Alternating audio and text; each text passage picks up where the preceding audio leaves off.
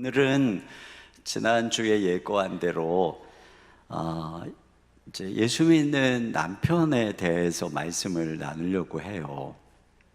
근데 오늘 이렇게 출타 중이어서 그런지 그래도 이상하게 예수 믿는 남편들이 딴 때보다 좀 이 자리에 적은 것 같아요. 2부 때도 그렇고 그 남편한테 설교한다고 하니까 겁을 먹고 안 나오신 게 아닌가 이런 생각이 드는데 겁먹을 설교 전혀 아니에요.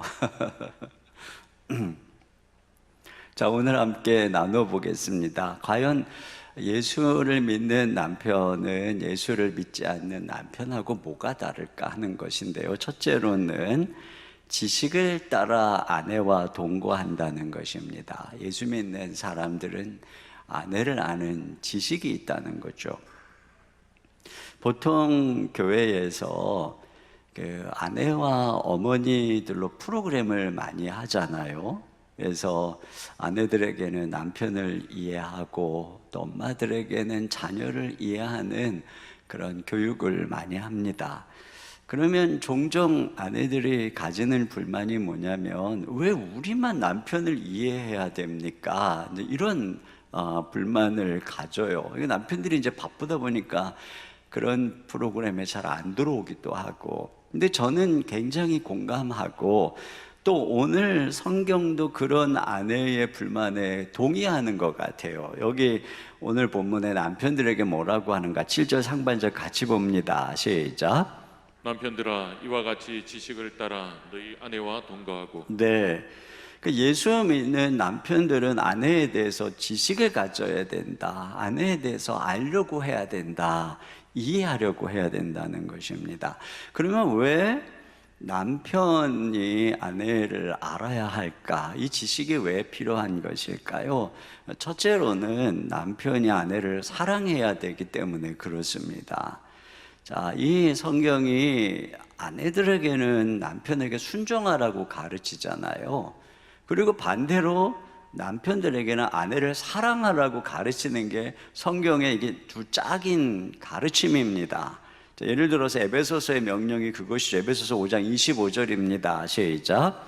남편들아 아내 사랑하기를 그리스도께서 교회를 사랑하시고 그 교회를 위하여 자신을 주신 같이 하라. 네, 이와 같이 남편들에게는 아내를 사랑하라고 하는데 오늘 본문에는 아내들에게는 분명히 순종하라고 지난주에 말씀을 했는데 남편들에게는 사랑하라는 말이 없어요. 대신에 뭐라고 그러냐면은 지식을 따라 아내와 동거해라 이렇게 말하고 있습니다.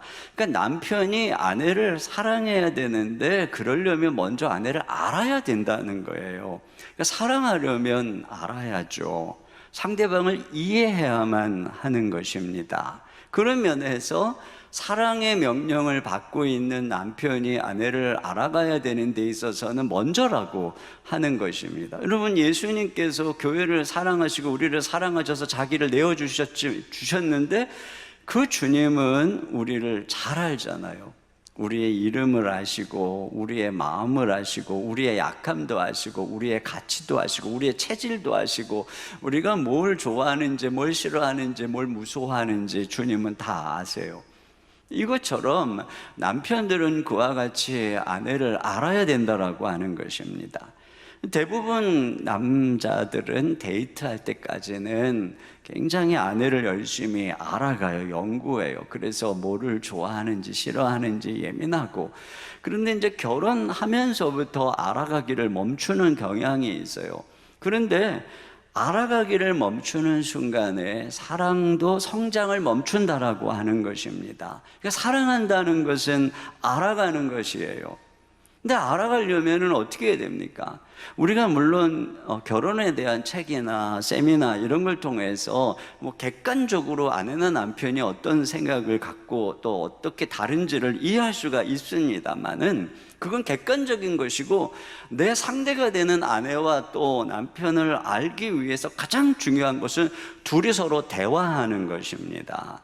우리는 대화를 통해서 정확하게 상대를 알 수가 있어요. 그러니까 내가 상대방을 얼마만큼 알고 있느냐 하는 것은 내가 상대방을 하고 얼마만큼 대화했느냐는 그 대화의 양에 비례하는 거예요. 얼마나 오래 살았느냐가 아니에요. 얼마나 대화를 했느냐에 따라서 내가 알고 있느냐, 알고 있지 못하느냐가 결정이 되는 것입니다. 그런데 문제는 남자들이 대화를 되게 힘들어한다는 거예요. 뭐 여성들은 하루에 25,000마디를 해야만 또 된다는데 남자들은 15,000마디가 뭐 거의 용량의 한계치라고 얘기를 하죠. 그러니까 사회에서 열심히 얘기하다 보면 집에 오면 이제 말하기 싫어하는, 뭐 자고서 내일 얘기하자, 뭐 이제 이렇게 돼버린다는 거죠. 그리고 또 남자들이 대화를 아내들이랑 힘들어하는 이유가 뭐냐면, 아내하고 대화를 하면은 대화의 방식이 달라가지고 굉장히 이해하기가 어렵다라고 하는 겁니다. 남자들은 보통 그 논리적이에요. 좌뇌를 사용해서 대화를 합니다. 그러니까 좌뇌를 사용한다는 것은 생각하면서 논리적으로 대화의 흐름을 따라잡는 거예요. 그런데 여성들은 대화를 할 때 좌뇌와 우뇌를 동시에 사용을 한답니다. 그래서 논리를 가지고 얘기하다가 갑자기 어떤 삘이 오면은 우뇌가 작동을 해서 3점포로 쫙 빠지는 거예요. 그 왔다 갔다 그러면 그때서부터 남자들은 헷갈리기 시작하고 그 논리를 잃어버리고 대화를 따라가기를 굉장히 힘들어한다라고 하는 거예요. 저는 이 이야기를 읽고 엄청 공감했어요. 또 여성들 같은 경우에는 이렇게 말만 멀티로 하는 게 아니라 생각도 멀티로 한다는 거예요. 그래서 이렇게 신혼부부가 소파에 앉아가지고 텔레비전을 보면서 서로 다정하게 이렇게 앉아 있곤 이렇게 하는데, 그날따라 남편이 저쪽 소파 저쪽 구석에서 앉아갖고 이렇게 텔레비를 보고 있는 거예요. 그러면 아내가 왜 거기 혼자 앉아있어? 이렇게 물어보면 되잖아요. 그러면 남편은 더워서 이렇게 얘기할 수 있거든요. 근데 이제 아내의 생각이 멀티로 작동을 한대요. 복잡하게. 그러면서 뜬금없이 이렇게 얘기한다는 거예요. 당신 요즘 나한테 왜 그래? 이런다는 거예요. 그 남편은 이게 갑작스럽게 이게 뭔 소린가? 당신 왜 그래? 내가 뭘? 그런데요, 여성들끼리는 이런 대화가 가능하다는 거예요. 여성들끼리는, 친구끼리. 너 요즘 나한테 왜 그래? 그러면 네가 더 잘 알잖아, 뭐 이런 식으로 이게 대화가 된다는 거죠. 그러나 이런 대화가 남편들에게는 너무 따라잡기가 어려우니까, 그러니까 이게 대화가 힘들다는 것입니다. 그러기 때문에 사실 남편들에게 아내를 이해하려고 노력해야 된다는 거예요. 지식을 가져야 된다. 또 남편이 이 아내에 대한 지식을 가져야 되는 이유는 사랑해야 되기 때문이다. 사랑하니까 돌봐야 되기 때문이라는 것입니다. 성경의 원리를 보면은 부부 중에 아내를 돌봐야 되는 사람을 남편이라고 얘기하고 있어요. 에베소서 5장 29절입니다. 시작. 누구든지 언제나 자기 육체를 미워하지 않고 오직 양육하여 보호하기를 그리스도께서 교회에게 함과 같이 하나니. 네. 자, 이와 같이 이 몸인 아내를 몸이라고 하잖아요. 남편이 머리고. 그렇다면 남자가 아내를 양육하고 보호하라고 하는 것입니다. 우리 보통 가정에서 양육하고 보호하는 대상은 자녀잖아요. 근데 남편에게는 마치 그렇게 자녀처럼 아내를 양육하고 보호해야 되는 책임이 남편에게 있다라고 하는 것이에요. 그런데 가정에서 자녀를 양육하려면 자녀를 알아야 되잖아요. 자녀의 특성을 파악하기 위해서 유아기에는 어떤지, 유년기에는 어떤지, 또 청소년기, 사춘기에는 어떤 특성을 가지고 있는지, 그것들을 알아가면서 자녀를 양육하고 또 돌보잖아요. 하다못해 집에서 개나 고양이를 키워도 가끔 유튜브에 보면 고양이 집사라 그래가지고 이거 영상 올리는 거 보면은 그냥 고양이의 모든 특성을 너무나 잘 알고 있는 것을 알 수가 있어요. 근데 그렇다면 남편에게 하나님께서, 그리스도께서 교회를 양육하고 보호하시듯이 아내를 양육하고 보호하라고 했다면 당연히 남편은 아내를 알아야 되는 거예요. 지식을 따라 동거해야만, 그래서 아내가 뭐를 힘들어하는지, 또 그 마음은 어떤지, 이럴 때는 어떻게 도와야 되는지, 아내의 특성은 어떤 것인지 이걸 알아야 돌보고 보호하고 양육할 수 있다는 거죠. 에드 영이라고 하는 분이 부부 십계명이라고 하는 책에서 이런 그 내용의 이야기를 소개를 합니다. 결혼 10년 차가 된 부부가 있어요. 남편이 작은 사업체를 운영하고 있었고, 아내는 전문적인 화가는 아니지만 그림을 그리면서 그림과 관련된 부업을 하고 있었어요. 그런데 이제 결혼하고 아이가 첫째, 둘째, 셋째가 태어나다 보니까 이제 아내는 모든 일을 다 그만두고 육아에만 전념을 해야 되는 그런 상황이 됐어요. 남편도 역시 뭐 사업 운영하느라고 정신이 없었고, 물론 새 아이를 키우는 기쁨이 있었지만 아내가 조금씩 힘들어지기 시작한 겁니다. 얼굴에서 생기가 사라지고 어둡고 우울해 보였어요. 그런데 남편이 그걸 눈치챈 겁니다. 그리고 남편은 뭘 알았냐? 아내가 예술적 표현 욕구가 강한 창의적 출구가 필요한 사람이라는 걸 알아차린 거예요. 그 남편은 그림을 그리는 일이 아내에게 마음의 균형을 찾아주는 활력소라고 하는 것을 이해한 것입니다. 그래서 남편이 기도하다가 아내를 돕는 길은, 그래서 본인이 일을 조금 줄이고 하루를 시간을 내서 아내가 화랑에 가서 마음껏 그림을 그릴 수 있게 해준 것입니다. 거기서부터 아내가 완전히 활기를 찾기 시작하더라는 것이죠. 이거 보세요. 이와 같이 남편은 아내를 보호해야 돼요. 또 양육해야 돼요. 그러려면 아내를 알아야 된다는 거죠. 에베소서에 보면은 또 이와 같이 예수님께서 교회를 돌볼 때 그 목적이 뭐라고 나오냐면 26절에 보면은 5장 26절에 보면 이는 곧 물로 씻어 말씀으로 깨끗하게 하사 거룩하게 하시고, 이것처럼 남편들도 아내를 돌보는 데 목적이 있는데, 그게 뭐냐면 아내가 하나님 앞에 영적으로 성숙하고 거룩해지도록 돕는 목적을 가지고 있다는 것입니다. 근데 이걸 가만히 보면 마치 순장님들이 순원들을 돌보듯이, 교사 선생님들이 아이들을 돌보듯이 그들을 온전한 그리스도인으로 하나님 앞에 설 수 있도록 애쓰잖아요. 이걸 위해서 순장님들이 관심을 갖고 기도해주고 얘기도 들어주고 함께 울기도 하고 웃기도 하고 그러면서 그들을 말씀으로 양육하는 것처럼 남편의 책임이 그와 같다라고 성경이 얘기를 하고 있는 것입니다. 그러니까 알아가야 되는 것이죠. 끊임없이 아내를 알아가면서 양육하고 돌보고 하나님 앞에서의 책임을 다할 수 있는 것, 이것이 남편, 예수 믿는 남편의 특징이라고 하는 것입니다. 두 번째, 예수 믿는 남편은 아내를 더 연약한 그릇으로 알고 귀히 여긴다라고 하는 것입니다. 여기 7절 중반절에 보니까 그를 더 연약한 그릇이요 이렇게 되어 있어요. 여기에 번역이 생략된 것이 이제 이 연약한 여성, 이 성에 대한 명사입니다. 그러니까 아내가 여성으로서 남자보다 더 약하다, 그 얘기를 하고 있는 거예요. 그렇죠.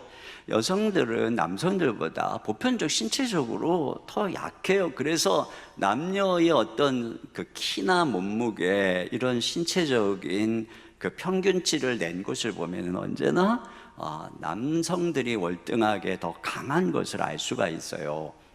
해부학적으로도 여성은 남성들보다 무거운 것을 들기에 허리에 힘이 안 받쳐지는 구조라고 합니다. 그래서 무거운 것을 들으면 여성들은 허리가 아파진다는 것입니다. 미국 여자 월드컵 축구 우승팀 있잖아요. 이 대단한 팀이죠. 미국 여자 대표팀이 되게 축구 잘하잖아요. 그런데 이 팀이 15세 이하의 중학생 유소년 팀하고 친선 경기를 했는데 이 남자들 중학생 팀이 5대2로 이겼다는 겁니다. 그러니까 이걸 보면 이 신체 능력의 차이가 얼마만큼 차이가 나는지를 극명하게 보여주는 예라는 것이죠. 그러다 보니까 또 여성들은 감성적으로 또 남자들보다 더 예민하고, 또 어떤 신체적인 그 변화로 인해서 감정이 많이 미묘하게 바뀐다는 거죠. 또 동물들도 보면은 토끼라든가 양이라든가 이 약한 동물들이 잘 놀라잖아요. 여성들은 그만큼 잘 놀란다는 것입니다. 그래서 우리가 지난주에도 보았지만 남편들이 하는 모험, 결정, 거친 말, 분노, 이런 부분에 대해서 놀라지 않는, 이런 그 안정된 심령을 갖춰야 된다라고 이 불신자라고 사는 아내들에게 권면했던 부분을 보면은 그 아내들에게는 이런 부분이 있다라고 하는 것이에요. 자, 이런 약함, 여기에 대해서 오늘 여성이 아내가 약한 그릇이기 때문에 귀하게 여기라고 하는 것은 약하니까 강한 남편이 약자를 돌아봐야 된다, 그 얘기를 하고 있는 거예요. 보통 유리그릇 깨지기 쉬우니까 굉장히 소중하게 다루는 것처럼 말입니다. 근데 세상에서는 강한 체격을 가지고 강한 기질을 가진 사람이 은근히 자기의 존재의 강함을 드러내고 위협함으로써 지배하려고 하는 이런 죄악된 본성을 드러내기가 쉬워요. 동물의 세계도 그렇지 않습니까? 그러니까 이 앞에서 나오는 이 불신 남편들도 그 아내가 그 무서운 일에도 놀라지 말라고 하는 것을 보면은 이 불신 남편들이 아내에 대한 세심한 배려가 없다고 하는 것을 알 수가 있는 거예요. 이거 은근히 위협하고 억압하고 있는 것을 알 수가 있는 거예요. 이게 세상의 원리라고 하는 것입니다. 그래서 이게 남자들이 자기 어떤 힘의 우월성을 앞세워서 더 약한 여성을 지배하려고 하는 이것이 바로 타락한 세상의 원리라고 하는 거죠. 회사에서도 더 약한 직원이 사장님을 이해하려고, 사장님 취향이 뭐지? 사장님이 뭘 좋아하시지? 이렇게 항상 강자 중심. 보통 남자들이 체온이 높대요. 그래서 더위를 잘 탄다고 그럽니다. 근데 여성들은 남자들에 비해서 체온이 낮대요. 그래서 추위를 잘 탄다고 그럽니다. 근데 회사 사무실의 에어컨 온도는 남자들 중심으로 맞춰져 있다는 거예요. 그래서 대부분의 회사의 사무실에 가면 남자들 중심으로 맞춰져 있어서 남자들은 막 반팔 입고 덥다고 그러는데 여자들은 전부 옷 가디건 껴입고 있는 거.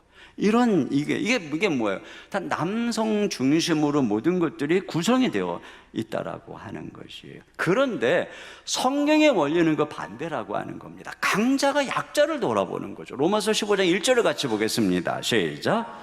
믿음이 강한 우리는 마땅히 믿음이 약한 자의 약점을 담당하고 자기를 기쁘게 하지 아니할 것이라. 네, 강한 자가 약한 자를 돌보고 배려하는 것. 그러니까 하나님께서 남자에게 강함을 주시고 또 힘을 주시고 권위를 주신 이유는 그 힘으로 아내를 지배하라고 주신 것이 아니라 아내를 돌보고 보호하라고 주셨다라고 하는 것입니다. 여러분, 우리 주님께서는 연약한 양떼인 성도들의 피난처가 되시고 또 보호자가 되십니다. 그래서 그 주님 안에서 우리가 마음의 평안함을 얻잖아요. 그런데 이것처럼 우리 주님께서 불신 남편하고 사는 아내가 두려움이 있을 때 우리 하나님이 그 아내의 남편이 되어서 그에게 안정된 심령을 주신다라고 말하지 않습니까? 근데 이 말씀의 뉘앙스를 보면은 이 역할을 원래 남편이 해야 된다는 거예요. 우리 주님께서 이 아내들에게 그렇게 안정된 심령을 주듯이, 그래서 남편이 믿음으로 굳건하게 아내 옆에 서 있을 때 아내들은 놀라지 않고 안정된 심령으로 가정을 돌보고 또 그 안에 있는 소중한 가치로 이 사역을 감당할 수 있다라고 하는 거죠. 이 명절 때 시댁에 가는 것을 아내들이 굉장히 힘들어합니다. 대부분의 아내들이 힘들어한다는 것은 아내들을 이해하는 입장이 필요하다는 거예요. 예를 들어가지고 100명 중에 10명이 힘들어하고 90명이 힘들어하지 않는다. 그리고 10명에게 문제가 있을 확률이 큰 거예요. 그런데 100명 중에 90명이 힘들어하고 한 성숙한 10명만 안 힘들어한다 그러면 그건 힘든 거예요. 그러니까 아내를 이해해야 되는 거죠. 그냥 다 여자들은 그렇게 사는 거야, 뭘 그걸 가지고 그래, 이런 식으로 주장할 것이 아니라 이걸 힘들어하는 아내의 입장이 뭔지, 아내의 연약함이 무엇인지, 또 뭐 하여튼 아내를 누구보다 잘 아는 남편의 입장에서 어떤 부분을 힘들어하는지 이해하려고 하고 그 부분을 최선을 다해서 도와주려고 하고, 또 내가 해결할 수 없는 부분이 있다 할지라도 내가 옆에서 당신 지지하고 내가 옆에서 당신과 함께하고 있어. 여기서부터 이제 아내들은 마음의 안정감을 누리고 그 심령으로 또 주어진 책임을 할 수 있는 힘을 얻는다는 것이에요. 또 한 가지, 여기 연약한 그릇이기 때문에 귀하게 여기라고 하는 것은 하나님이 그 약함 속에 소중한 보물을 담아두셨다라고 하는 것입니다. 주님께서 교회의 지체의 원리로 몸에 비유하면서 이런 말씀을 하셨어요. 고린도전서 12장 22절 이하입니다. 시작.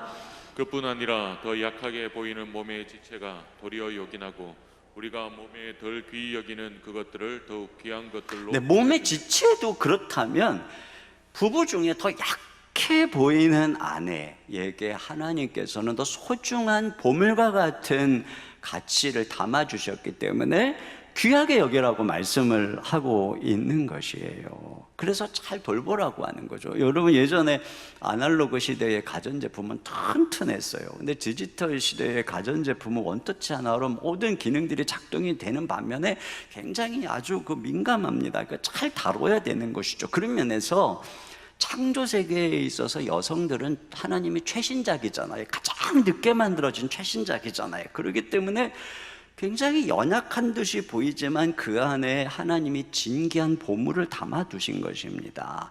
그런데 하나님이 우리에게 이렇게 짝으로 주신 아내에게 담겨진 소중한 보물을 잘 모른다는 거죠.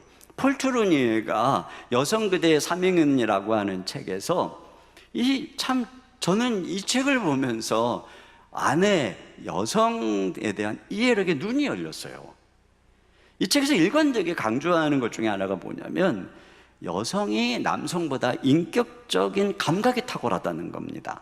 이 폴 트루니에가 강연을 할 때 그는 이제 어떻게 하면 설득력 있게 잘 전할 수 있을지 내용을 가지고 이제 고민을 하잖아요. 근데 그동안 아내는 그 남편이 입을 양복을 손질하는데 온통 신경을 쓰고 있다는 거예요.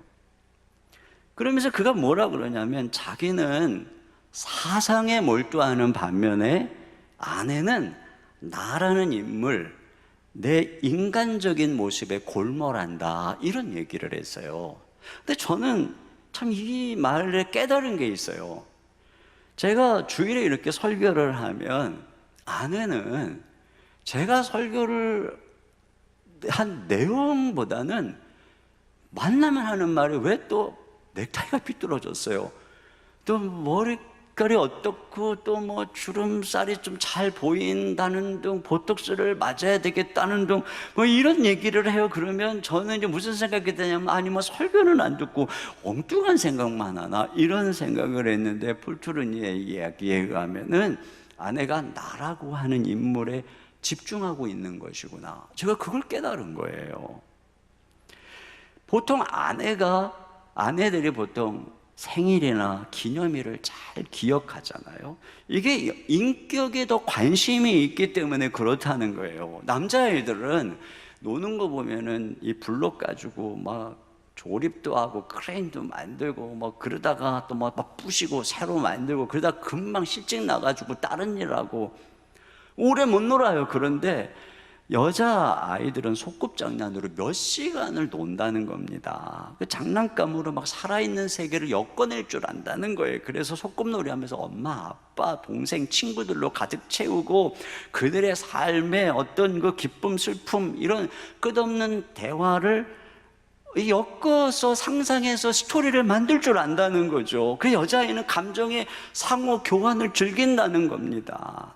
이게 굉장히 탁월한 자질인데 그동안 이 세상이 남성 중심적으로 지어져 왔기 때문에, 그 남성 중심적으로, 성과 중심적으로 지어지다 보니까 달나라에까지 여행하는, 이게 가능해진 시대가 이르렀지만 정작 남성 중심 사회가 무시한 인격적 면이 부족한 세상이 됐다는 겁니다. 하나님께서 남자와 여자를 만드시고 둘에게 동시에 세상을 다스리고 정복하라고 말씀을 하셨다는 거죠. 남자에게만 그런 것이 아니라. 근데 지금 이 시대는 너무 남성 중심적이어서 하나님의 의도에 어긋난 시대, 기울어진 시대인데, 이런 시대에 무엇보다 필요한 것이 이 인격적 감각이다. 저는 100% 공감합니다.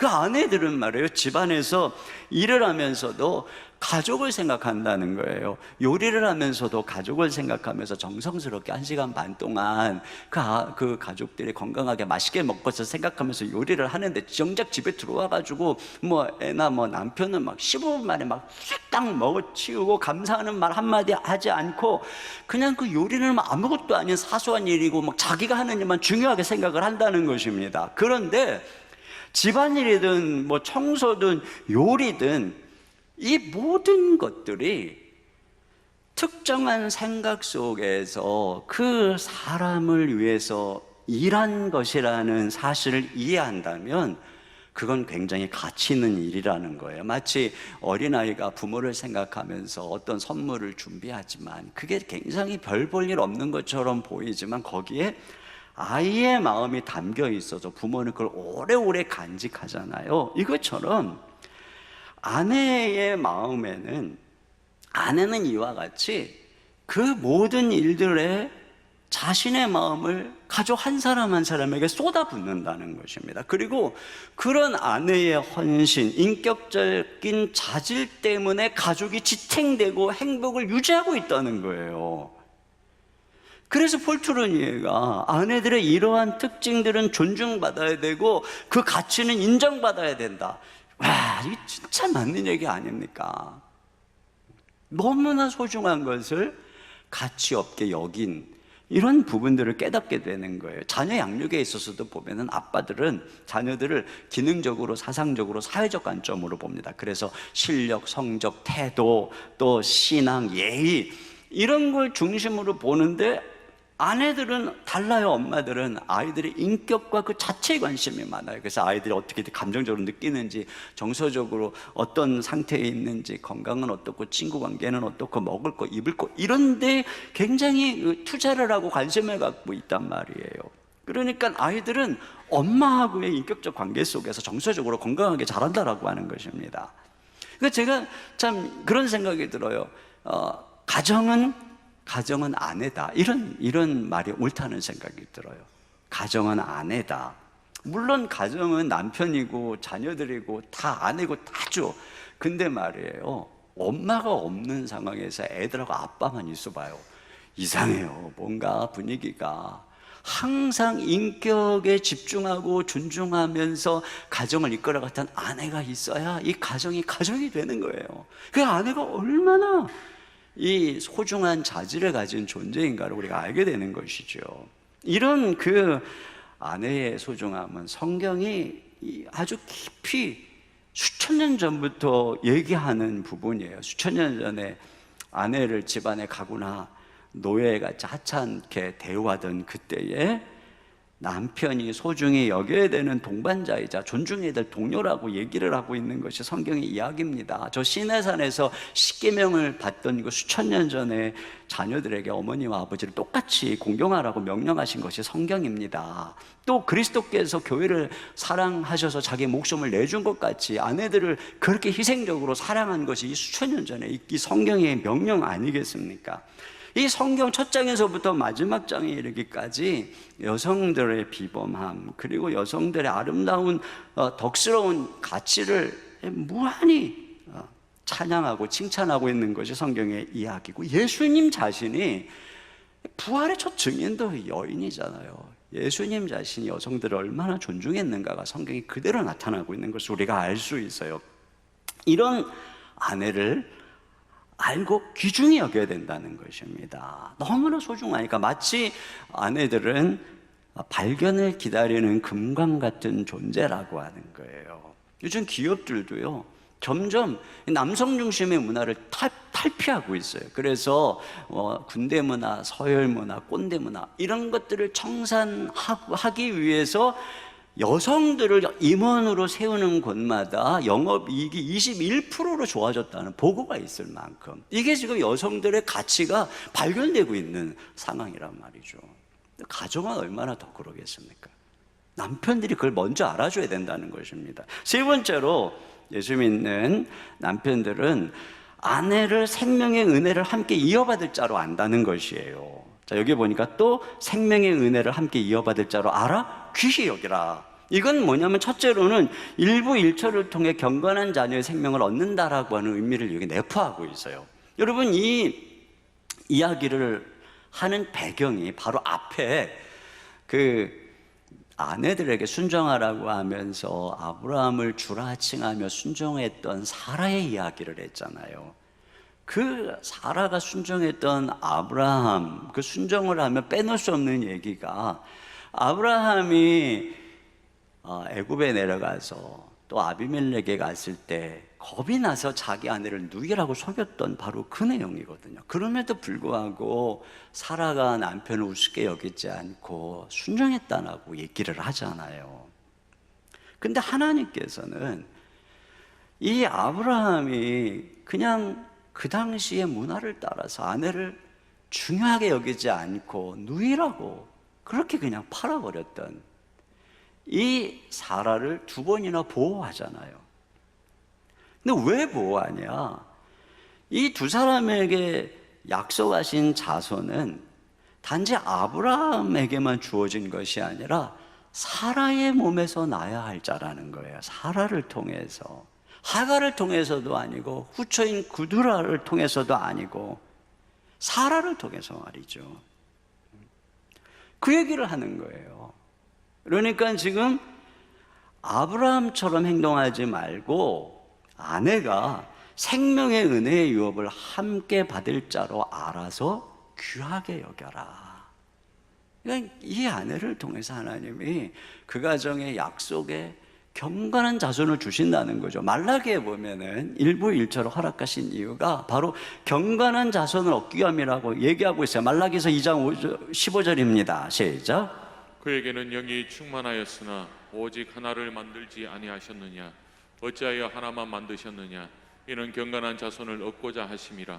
그러므로 내 심령을 삼가 지켜 어려서 맞이한 아내에게 거짓을 행하지 말지니. 그렇습니다. 그러니까 자녀를 얻는 것도 당연히 아내가 있어야 되지만 그 자녀가 믿음으로 잘 크려면 그것은 바로 이 남편이 아내를 그만큼 귀중하게 여겨야만 그 자녀가 건강하게 또 생명의 유업으로 후손으로 커가는 이런 가정이 된다는 것입니다. 그런데 만약에 남편이 아내를 귀하게 여기지 않으면 학대하거나 아내를 힘들게 하면 아이들은 거기서부터 큰 상처를 받아서 가정의 유업이 이렇게 이어질 수가 없다라고 하는 것입니다. 두 번째로는 부부는 영적인 하늘 은혜의 공동 상속자라고 하는 것입니다. 여기 그렇게 해서 그 가정에 얻어진 이삭은 궁극적으로 장차 오실 자손인 그리스도를 예표하죠.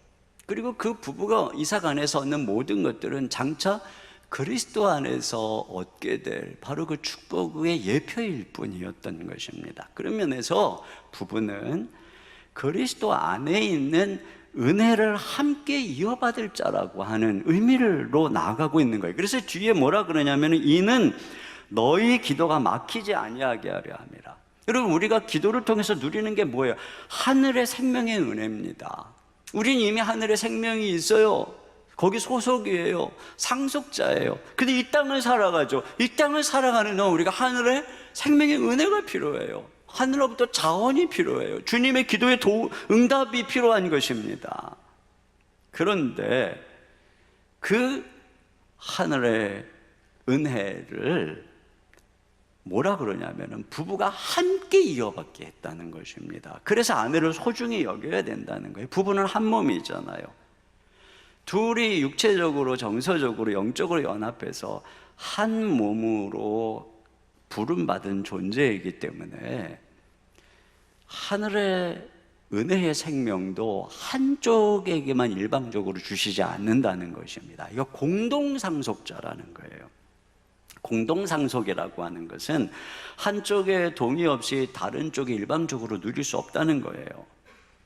마치 그 아내와 남편이 부모님으로부터 막대한 유산을 상속받았는데 조건이 뭐냐면 두 부부가 합의할 때만 사용할 수 있다라고 하는 조건이 걸려 있는 것과 같아요. 그렇다면 남편은 그 부모님의 막대한 유산을 사용하기 위해서 공동상속자인 아내를 존중해야 돼요.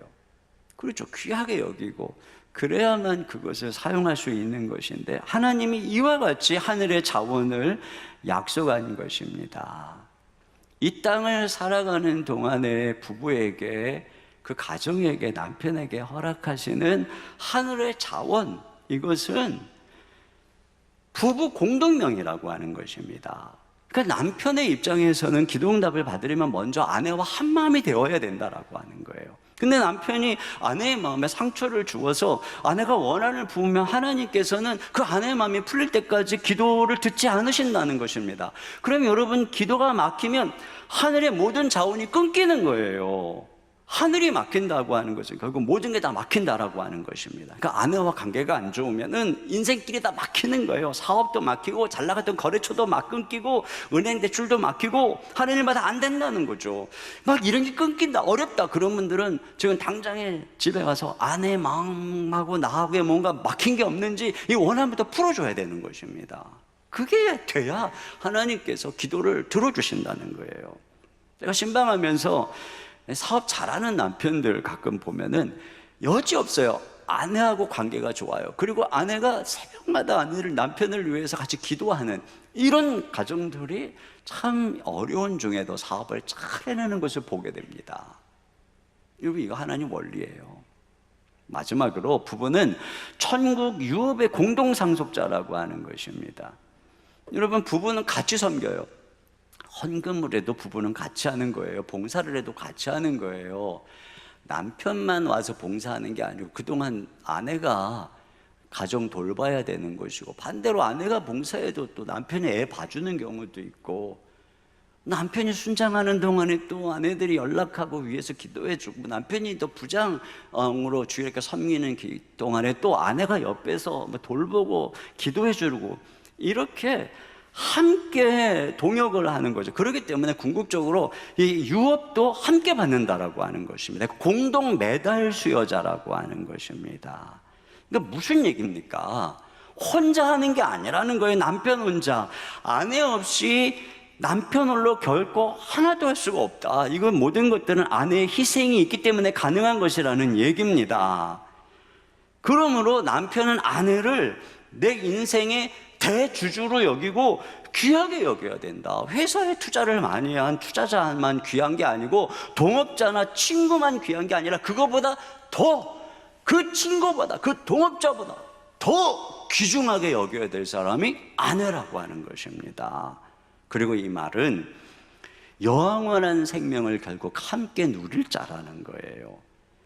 함께 부부로 이 땅에서 순례의 길을 달려간 부부는 훗날, 자, 이 땅을 떠나는 시간은 각각 달라도 주님 재림하는 그때에 우리 주님으로부터 함께 상을 받는 거예요. 함께 상을 받는다는 것은 하늘의 유업도 함께 누린다는 것입니다. 천국에 가면은 뭐 부부도 결혼하는 것도 없다 그러니까 부부 관계가 어떻게 될지는 몰라요. 그러나 분명한 것은 부부는 거기서 영원한 우정과 사랑의 동지가 될 것이라는 말입니다. 여기에 잠깐 살다가 죽으면 끝나는 존재가 아니에요.